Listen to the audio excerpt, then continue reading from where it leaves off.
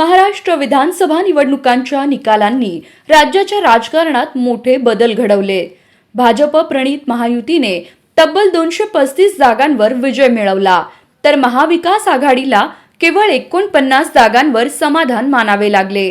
या धक्कादायक पराभवानंतर काँग्रेस, शिवसेना उद्धव ठाकरे आणि राष्ट्रवादी काँग्रेस शरद पवार गट या घटक पक्षांमध्ये विचारमंथन सुरू आहे।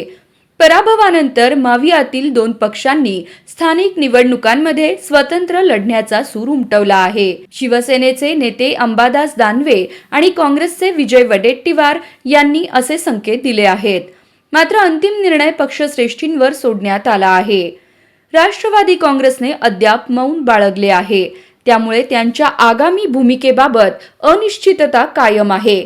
सोलापुरातून देखील शिवसेना ठाकरे गटानं एकला चलोरेचा नारा दिला आहे, पण शरद पवार गट आणि काँग्रेस एकत्रित लढण्यावर प्रयत्नशील आहे। शिवसेना नेत्यांनी विधानसभा निवडणुकीतील पराभवासाठी काँग्रेसवर आरोप केला आहे।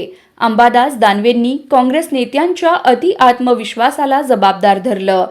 त्यांनी शिवसेनेच्या स्वबळावर लढण्याची भूमिका देखील मांडली, मात्र त्यानंतरच्या स्पष्टीकरणात त्यांनी स्थानिक निवडणुकांमध्ये आघाडीबाबत निर्णय स्थानिक नेतृत्वावर अवलंबून असेल असं सांगितलं।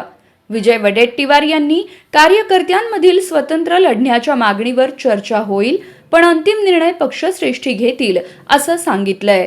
काँग्रेसकडूनही मावियाच्या रणनीतीचा आढावा घेतला जात आहे।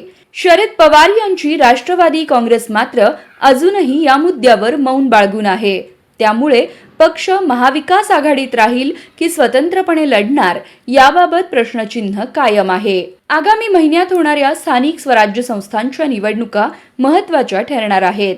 मावियाचे घटक पक्ष स्वतंत्रपणे लढले तर आघाडीचे भवितव्य आणि महाराष्ट्रातील राजकीय समीकरणे बदलण्याची शक्यता आहे।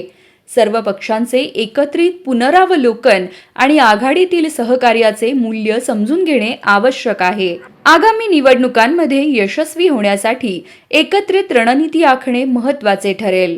दरम्यान मावियाच्या आगामी वाटचालीवर सर्वांचं लक्ष असून येत्या काही महिन्यात महाराष्ट्राचे राजकारण नव्या वळणावर जाऊ शकते।